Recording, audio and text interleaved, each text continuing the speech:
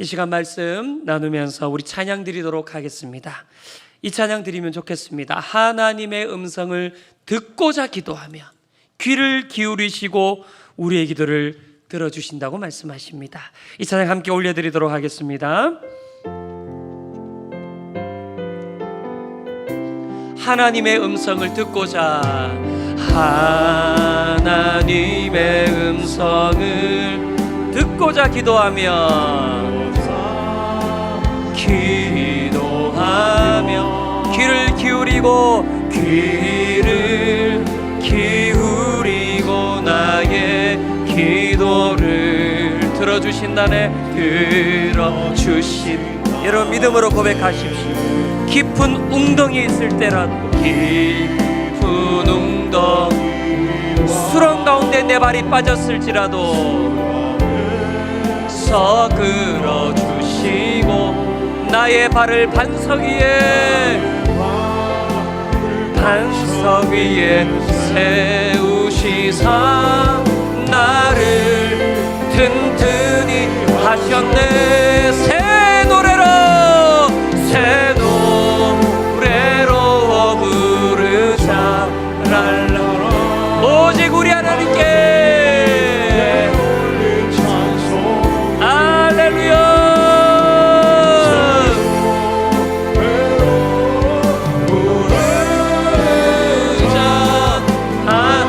고백합니다. 새 노래로 부르자. 새 노래로 부르자. 랄라라. 하나님께 올릴 찬송을 새 노래로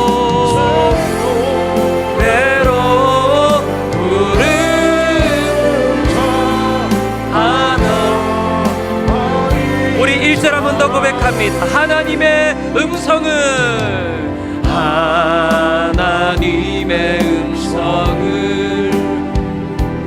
듣고자 기도하며 주님이 귀를 기울여 주십니다.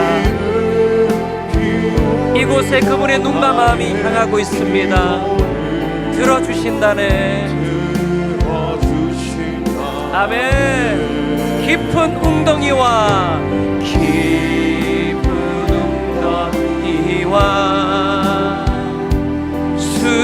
수렁에서 끌어주시고 나의 발을 반석 위에 세우시사 나를 든든히. 할렐루야. 새 노래로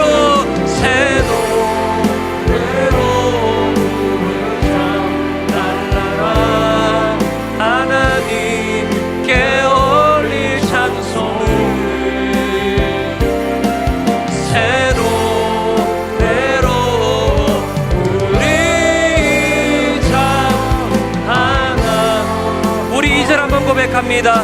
주를 의지하고 교만하지 않으며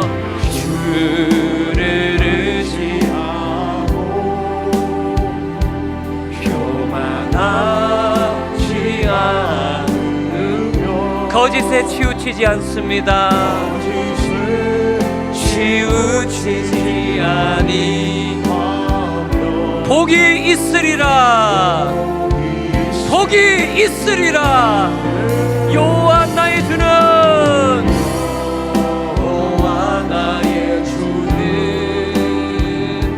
크신 권능의 주라. 주의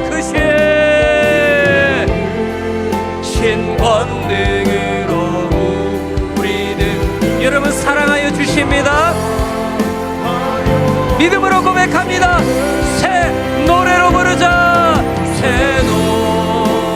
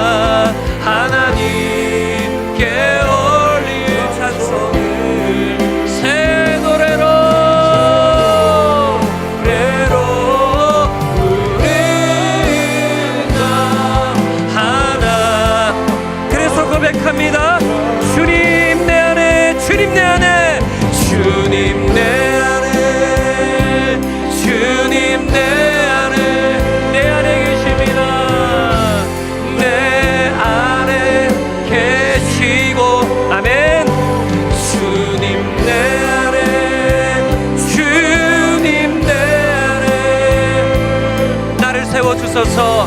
나를 세워 주님 내 안에, 주님 내 안에, 아멘 아멘.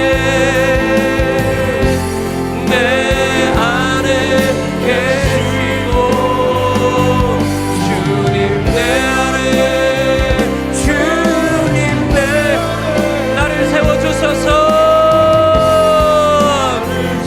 다시 한번 주님 내 안에, 내 안에, 주님 내 안에, 내 안에 계십니다. 안에 계시고 주님 내 안에, 주님 내 안에, 나를 세워주소서. 나를 세워주소서. 할렐루야. 우리 주님 우리 안에 계시는 줄로 믿습니다. 우리 안에 계시고 이곳 가운데 계시고 우리 밖에 이 땅을 다스리고 계시는 우리 하나님께 영광의 박수 한번 드리도록 하겠습니다. 할렐루야. 좋죠?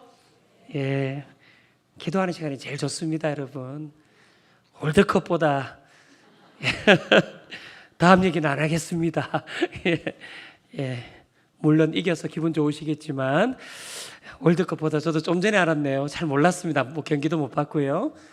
월드컵보다 기도입니다. 하면 예, 고맙습니다. 오늘 보니까 유독 다음 세대 자녀들이 많이 보이고 청년들이 많이 보여요. 찬양하는 중에 또 들어오고 또 뒷자리 또 양옆에 앞뒤 좌우로 많습니다. 우리 자녀들, 청년들, 우리 교회의 꿈이고 비전이고 소망이고 기대이고 기쁨이고 감사합니다. 박수로 우리 청년들 다음 세상도 환영합니다. 맨날 우리 청년들만 다음 세상들만 박수 치니까 우리도 좀 받으면 좋은데, 양옆 앞뒤로 보면서 서로 박수로 한번 격려하겠습니다. 잘 오셨습니다. 예, 잘 오셨습니다. 큰 은혜 받으세요. 한번 인사하고 축복하겠습니다. 아멘. 은혜는 제가 주는 것도 아니고 또 기도하는 중에 하나님 주시는 줄로 믿습니다. 오늘은 불확실성의 시대에 기도라는 제목, 불확실의 시대 속의 기도라는 제목으로 하나님 말씀 나누고자 합니다. 이 시대를 흔히 표현하는 여러 가지 표현 중에 하나가 불확실성의 시대라는 것입니다. 자주 듣고요, 자주 표현하고요, 자주 경험하며 살아갑니다. 왜 불확실성의 시대라고 그렇게 얘기를 하겠습니까? 뭐 여러 가지 이유가 있겠지만 너무 빨리 변합니다. 이 변화의 속도가 너무 빨라서요. 과거 같으면 미래학자들이 있지 않습니까? 뭐 엘빈 토플러 같은 미래학자들이 앞으로 미래는 이렇게 될 것이다 이런 얘기하면 그래도 안 믿는 사람들은 그 얘기 좀 듣고 삶의 방향도 결정하고 투자도 하고 그렇게 했습니다. 근데 요즘은 미래학자들의 말도 안 통합니다. 왜냐하면 하루가 다르게 변합니다. 여러분, 오늘 하루만 지나보십시오. 오늘 하루만 지나도요, 수많은 이야기들이 나왔고요, 수많은 주장이 나왔고요, 유튜브 하나만 열어봐도요, 무슨 그런 주장이 많은지, 건강에 관련된 것도 이 약 먹어야 된다, 갑자기 먹으면 안 된다, 새로운 게 나왔다, 이게 좋다, 또 다른 의사가 이거 안 좋다. 뭐가 맞습니까 도대체? 뭐가 맞는지도 모르겠어요. 뭐가 맞는지 뭐가 옳은지 확실한 것이 없는 시대를 살아간다. 그게 요즘 현대인들이 아닌가 그렇게 생각이 되어집니다. 그러다 보니까요, 종말론적인 현상들이 많이 일어나는데 그 중에 하나가 정신적인 극단적인 질병들이 정말 많아집니다. 불안하고 두렵고 염려가 있고 근심이 많으니까 신경적인 쇠약이 오고 정신적인 혼란이 오고, 그래서 심리적 질병을 가진 사람들, 정신적 질병을 가진 분들이 참 요즘 세대는 너무너무 많습니다. 여러분, 그러면 그런 사람들은 어떻게 해야 되는 겁니까? 실력을 더 가지면 됩니까? 능력을 더 가지면 됩니까? 스펙을 더 쌓으면 됩니까? 경력을 더 많이 쌓으면 그 문제들 해결할 수 있는 겁니까? 물론 그런 것들이 필요 없다는 건 아닙니다. 다 필요합니다. 우리에게 소중한 것들이기도 하죠. 그러나 그것 가지고 불확실의 시대를 살아가기에는 분명히 큰 한계가 있다라고 하는 거죠. 하나님은 그것을 항상 우리에게 말씀해 주실 때가 많습니다. 무엇 가지고 버틸까? 무엇 가지고 견뎌낼까? 그래서 하나님 없는 사람들은 살아가면 살아갈수록 뭐가 늘어나느냐? 야, 참 삶이 불확실한 것 천지구나. 불확실한 것이 너무너무 많구나는 것이 점점 늘어나는 것이 하나님 없는 사람들의 특징입니다. 그러나 성도는 다릅니다. 그리스도인은 분명히 다르다는 겁니다. 여러분 이거 꼭 인지하셔야 됩니다. 성도는 확실한 것이 많아지는 사람입니다. 확정된 것이 많아지는 사람, 살아가면 살아갈수록.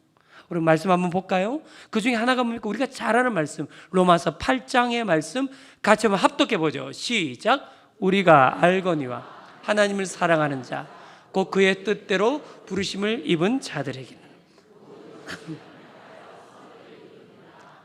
아멘. 아멘이시죠?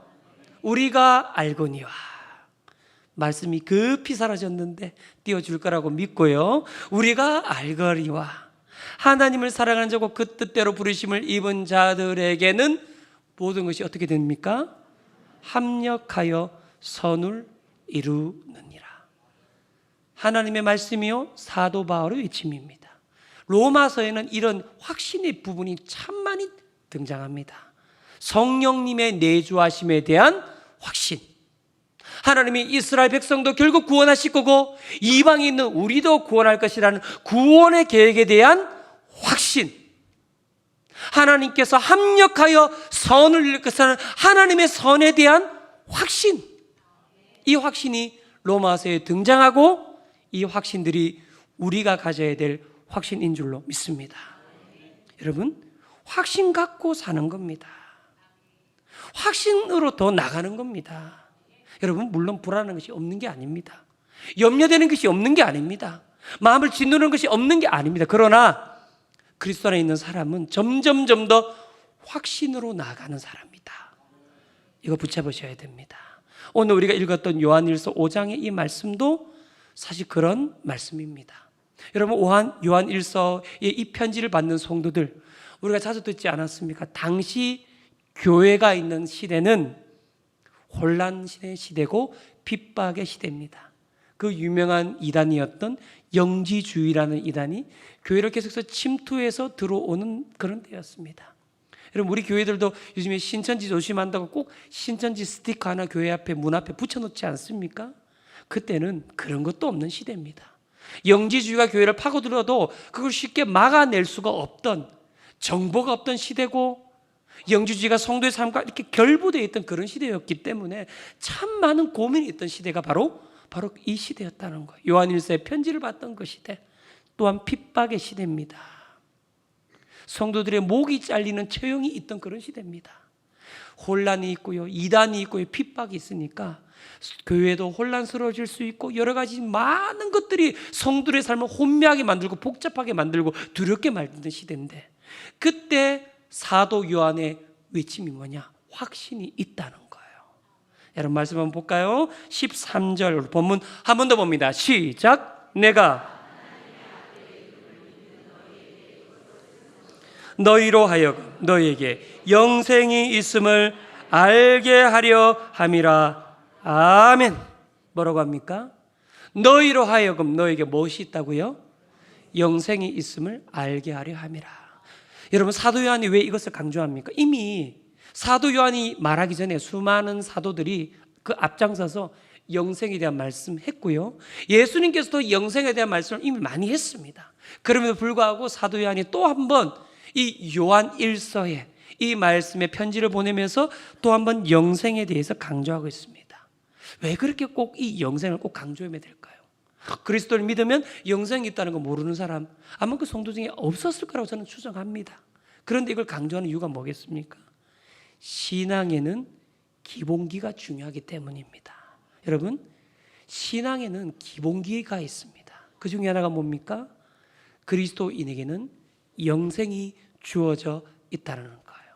여러분, 사단이요, 우리를 흔들 때 어떤 부분을 흔드느냐? 항상 이 기본기를 흔드는 겁니다. 우리의 기본, 기초를 흔들려고 할 때가 참 많습니다. 예를 한번 들어보겠습니다. 여러분, 에덴 동산에서 하나님과 아담의 관계는 정말로 밀접한 관계, 아주 단단한 관계를 유지하고 있었습니다. 그런데 사단이 찾아와서 아담을 어떻게 유혹합니까? 하나님이 정녕 이 모든 과일들을, 실과들을 먹지 말라고 하시더냐, 이렇게 하면서 그의 가장 기본을 가지고 있는 참으로 먹지 말라고 하시더냐, 이 한마디로 하나님과의 가장 연결되는 이 확신의 관계, 기본적인 관계를 흔들어 버려요. 그러니까 무너져 버린 겁니다. 그러니까 넘어져 버린 겁니다. 그 틈이 생기니까 그 틈을 비집고 들어와서 불안하게 만들고 결국은 죄의 관계가 만들어지게 했다라고 하는 겁니다. 여러분, 제가 주일에 기도에 대한 말씀을 전하면서 미국의 현실이다라고 하면 사진을 띄워드렸죠. 여러분, 보지 않았습니까? 미국의 대통령이 취입하는 그 장면에서 목사라는 분이, 미국의 하원의회를 시작하면서 개원하면서 목사라는 분이 여러 신의 이름으로 기도하시고, 예, 아멘, 에이멘이 부족하니까 평등을 추구한다고 에이우먼이라는 성경에 존재하지도 않는 단어를 만들어서 그렇게 기도하는 모습이 미국의 지금 현실이다, 제가 말씀드리지 않았습니까? 여러분, 기본이 중요합니다. 여러분, 기본이 뭡니까? 우리는 하나님의 자녀고 그리스도를 믿는 자들에게는 영생이 주어져 있다. 이것을 다시 한번 견고하게 붙잡게 되시기를 주님의 이름으로 축복합니다. 영생이 있는 겁니다. 천사도 빼앗을 수 없고요, 어떤 사람도 빼앗을 수 없고, 어떤 능력, 어떤 권세도 빼앗을 수 없는 하나님의 영생이 우리 안에 있고, 하나님의 생명력이 우리 안에 있고, 자녀됨의 권세가 우리 안에 있고, 성령의 내주하심이 우리 안에 있는 줄로 믿습니다. 오늘 이 확신 가지고 이거 붙들고 기도하는 겁니다. 차라리 이것을 의심하려면 그냥 해가 동에서 뜨는 것을 의심하는 겁니다. 차라리 이 하나님이 우리의 관계를 의심할 것 같으면 차라리 이것을 의심하는 것이고, 강이 높은 곳에서 아래로 흐르는 것이 아니라 그것을 의심하는 겁니다. 여러분, 하나님과의 우리의 관계, 이 영생의 관계는 결코 의심치 않으시기를 주님의 이름으로 축복합니다. 그 기반 위에서 기도를 하는 겁니다. 그 기반 위에서 살아가는 겁니다. 그래서 여러분, 기죽지 않는 겁니다. 그래서 도망치지 않는 겁니다. 어떤 악한 세력에 꿰매어도 흔들리지 않는 겁니다. 왜? 나와 하나님의 관계는 끊어지지 않는 관계다. 영생의 관계다. 여러분, 어디로 가든지 담대하십시오. 어디로 가든지 여러분, 기죽지 마십시오. 하나님이 우리 아버지시고 영생의 관계가 이어져 있는 줄로 믿습니다. 이것이 단단한 겁니다. 여러분, 흔들리지도 마시고 불안해하지도 마시고, 나는 하나님과의 영생의 관계임을 날마다 자각하게 되시기를 축복합니다. 그 관계이기 때문에 주시는 특권이 있다. 이게 오늘 말씀입니다. 14절의 말씀 합독해 봅니다. 시작. 그의 뜻대로 무엇을 하면 들으심이라. 아멘. 그를 향하여 우리의 가진 바 담대한 것이 이것이니 그의 뜻대로 어떻게 해요?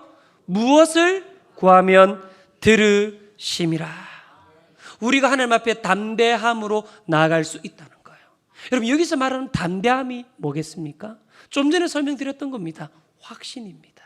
믿음입니다. 근데 이 믿음은 어떤 것입니까? 나를 향해 가지는 믿음이 아니고 누굴 향해 가지는 믿음입니까? 하나님을 향해서 가지는 믿음입니다. 여러분, 신앙이라는 것은 자기를 향해서 계속 신뢰하고 믿음을 가지는 것이 사실 아닌 부분이 참 많습니다. 나를 사랑하지 말라는 게 아닙니다. 예수님 안에서 나를 사랑해야 됩니다. 다시 말씀드립니다. 그냥 나를 사랑하는 것이 아니고 예수님 안에서 예수님을 통해서 나를 사랑하는 겁니다. 나는 사랑의 대상이지 믿음의 대상이거나 확신의 대상이 아니라. 그러면 확신의 대상은 누굽니까? 하나님 그분이 되신다는 거예요. 믿음의 대상도 하나님 그분이 되신다는 겁니다. 여러분, 만약에 우리를 나를 믿음의 대상으로 삼거나 내 눈에 보이는 환경이나 현실을 믿음의 상으로 갖게 되면요, 순간적으로 우리는 너무나도 많이 흔들리게 됩니다. 그게 저의 모습일 수 있고 우리의 모습일 수 있다는 거예요. 여러분, 사탄이 우리에게 다가옵니다. 그리고 가장 강력한 무기를 우리에게 내밉니다. 그 무기가 뭘까요, 여러분? 혹시 입에 피를 철철 흘리면서 머리를 산발해서 와서 우리를 두렵게 하는 게 그들의 무기일까요? 그렇지 않습니다. 사탄이 우리에게 내미는 가장 강력한 무기는 현실이라는 무기입니다. 내가 가지고 있는 현실, 우리의 상황, 너의 상황을 봐라. 너의 현실을 봐라. 이 현실, 이 상황에 무슨 기도를 한단 말이냐? 어떻게 믿음으로 산단 말이냐? 믿음 그거 찾을 필요 없다. 네 현실이 이런데, 너 가정 상황이 이런데, 네 지금 현재 상태가 이렇고 너의 진로가 이런데 무슨 믿음으로 산다는 거냐? 이것이 사탄의 가장 강력한 무기입니다. 네 자신의 모습을 봐라. 무슨 자격으로 기도한단 말이냐? 이것을 가지고 우리에게 다가올 때가 정말로 많습니다. 여러분, 그래서 우리가요, 믿음의 대상을 아주 분명하게 잡아야 됩니다. 여러분, 내 눈앞에 보이는 현실과 나의 상태를 믿음의 대상으로 볼 것이냐, 아니면 하나님을 나의 믿음의 대상으로 볼 것이냐, 이 갈림길에 우리가 항상 서 있게 됩니다. 여러분, 그런데 우리의 현실을 믿음의 대상으로 삼고 내 눈앞에 보이는 현실, 그 상황을 믿음의 대상으로 삼으면 그냥 그 현실은 그대로 쭉 이어지는 겁니다. 아무것도 달라지는 것이 없을 겁니다. 근데 하나님께서 우리를 어떻게 이끄시냐? 우리의 믿음의 순도를 계속 높여갈 수 있도록 우리를 이끄시는 거예요. 우리가 그렇게 다루시는, 그걸 우리는 뭐라고 말하느냐? 연단이라고 부릅니다. 내 믿음의 순도를 자꾸 높여가는 거예요. 그래서 믿음의 순도를 높여감을 통해서 내가 믿음으로 나의 현실을 돌파해 갈 수 있도록, 나의 현실을 넘어갈 수 있도록, 이겨낼 수 있도록, 극복할 수 있도록, 변화시켜 갈 수 있도록 믿음의 순도를 높여 가시는 분이 나의 하나님이 되신다는 겁니다. 예를 한번 들어볼까요? 마태복음 8장 13절 말씀 같이 한번 보죠. 시작. 예수께서 백부장에게 이르시되 가라, 내 믿음대로 될지어다 하시니 그 즉시 하인이 나으니라. 아멘. 뭐라고 합니까? 자, 가라. 뭐대로 된다고요? 내 믿음대로 될지어다. 그 즉시 하인이 나있더라. 예수님이 그 한 단면을 보여주시는 겁니다. 믿음의 순도를 어떻게 높여가시는지, 그리고 순도를 높여가는 믿음 가운데 어떤 은혜가 나타나고 어떤 하나님의 역사가 있는지 그 단면을 지금 보여주고 계시는 겁니다. 사랑하는 여러분, 우리 안에 있는 믿음의 대상이 하나님이 될 뿐만 아니라, 현실이 아닌 하나님 될 뿐만 아니라 그 믿음의 순도가 높아져 가기를 주님의 이름으로 축복합니다. 그래서 제가 오늘의 이 부분을 이렇게 한 문장으로 정리를 해봤습니다. 앞을 보시고 천천히, 중요하니까 천천히 한번 봅니다. 같이 봅니다. 시작. 현실이 하나님을 바꾸는 것이 아니라 하나님께서 현실을 바꾸신다. 아멘입니까? 한 번 더 자기 자신을 선포합니다. 시작. 현실이 하나님을 바꾸는 것이 아니라 하나님께서 현실을 바꾸신다. 아멘. 여러분, 이 싸움입니다. 사단은 현실이 하나님을 바꿀 것처럼 합니다. 하나님이 등을 돌리든지 안 계시든지 없다고 하든지. 그런데 하나님 뭐라고 하십니까? 하나님께서 현실을 바꾸신다는 거예요. 그거 믿기 때문에 이 자리에 있는 겁니다, 여러분. 저는 우리 금요 성취의 금요 기도의 시간이 이 믿음으로 평생 기도하는 기도의 자리가 되기를 주님의 이름으로 축복합니다. 현실이 아닙니다. 하나님께서 현실을 바꾸시는 줄로 믿습니다. 여러분의 현실을 다 가지고 나오십시오. 다 들고 오십시오. 그리고 여기서 다 쏟아놓고 다시 가져가지 마십시오. 저도 이 믿음 없으면 넘어질 수밖에 없어요. 무너질 수밖에 없습니다. 현실은 항상 어려운 거거든요. 항상 복잡합니다. 항상 우리를 답답하게 합니다. 압박합니다. 그런데 그래도 믿음의 대상을 우리 현실도 아니고 심지어 나도 아니고 하나님께 두면 현실이 아닌 하나님께서 현실을 바꿔 주시는 줄로 믿습니다. 이 은혜 누리게 되시기를 주님의 이름으로 축복합니다. 우리에게 어떤 이 본문의 말씀 보내 그래서 무엇을 하라고 합니까? 14절 다시 보십시오. 그를 향하여 우리의 가진 바 담대한 것이 이것이니, 확신과 믿음으로 나아가는 것이 이것이니 그의 뭐대로 구하라고 합니까? 뜻대로 무엇을 구하면 들으심이라. 무엇이든지 구하라는 거예요. 근데 어떻게 구하라는 겁니까? 그의 뜻대로 구하라. 여러분, 이 뜻대로 구하라고 이 말씀을 드리면 또 우리의 마음이 좀 경직이 될 수 있어요. 아, 뜻대로 구하라니까. 하나님 뜻을 알고 난 다음에 구하라. 그것을 이해하기가 좀 쉽습니다. 여러분, 우리 김지찬 목사님이 교수님 전하셨던 말씀을 꼭 기억하십시오. 기도에 대한 하나님의 가장 큰 뜻은 뭐냐? 기도하라는 겁니다, 여러분. 그게 제일 큰 뜻이에요. 기도를 안 하는데 무슨 뜻인지 어떻게 알겠습니까? 부르짖지 않는데 하나님 뜻을 어떻게 압니까? 기도하고 말씀을 붙잡아야 그게 뜻인지 아닌지 알 수 있잖아요. 가장 큰 뜻은 기도하라는 겁니다. 자, 여러분, 그의 뜻대로 기도하라는 이 뜻이 뭔가를 사실 제가 쭉 한번 설명을 좀 드리고 싶은데, 오늘 설명을 드리면 오늘 집에 한참 늦게 가셔야 됩니다. 그래서 오늘과 다음 주를 연이어서 좀 설명을 드리려고 합니다. 그래서 다음 주에 대부분의 설명을 드리도록 하고, 오늘은 그 뜻대로 기도하라는 의미가 뭔지 그 한 가지만 오늘 마지막으로 다루고 우리 기도하는 시간으로 나아가려고 합니다. 그 뜻대로 기도하라는 것이 뭐냐? 요한복음 15장 7절 말씀 한 구절 같이 보도록 하죠. 시작. 너희가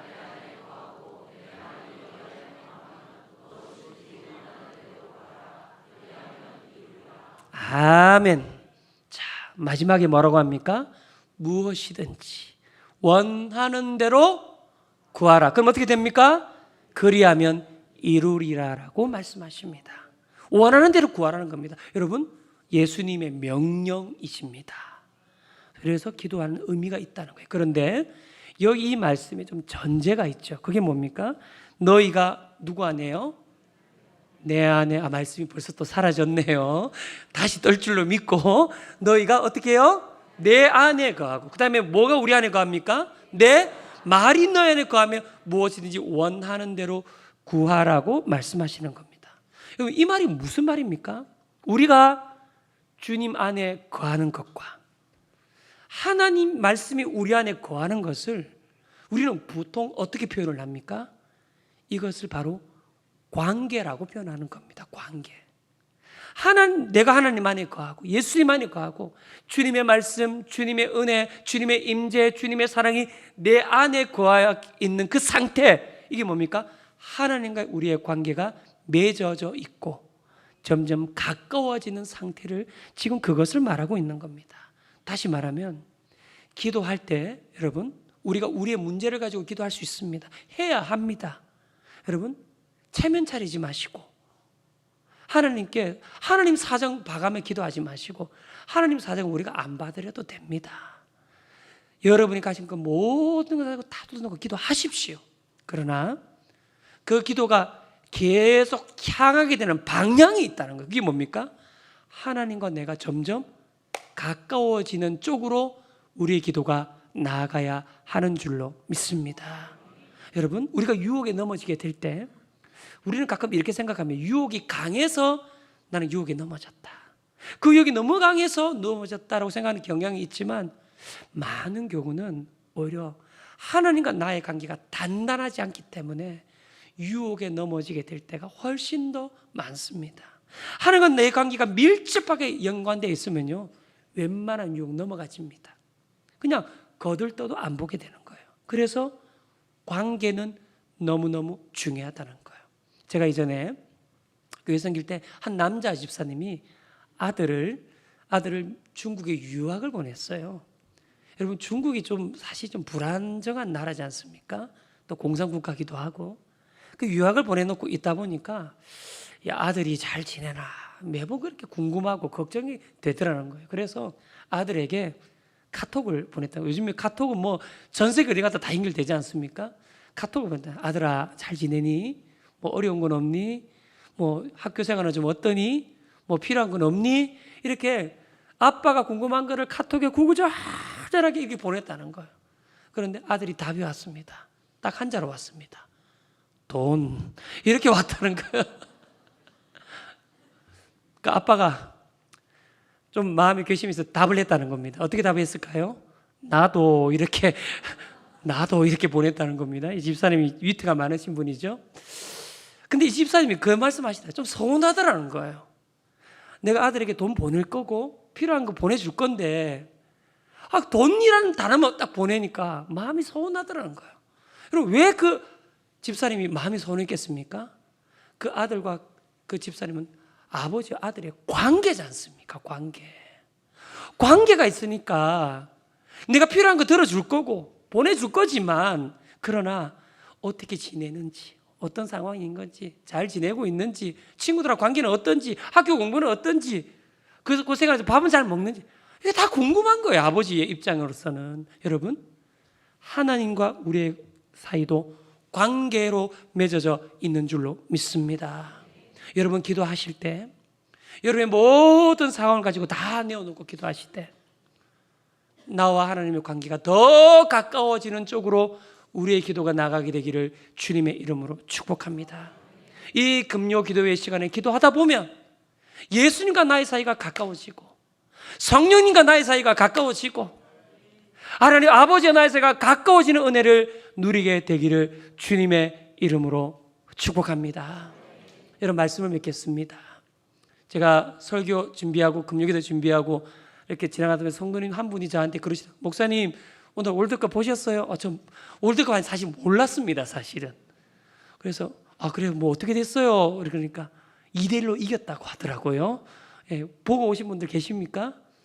예, 뭐 보시는데 안 보신 것처럼 표정을 그렇게 또 하고 계셔요.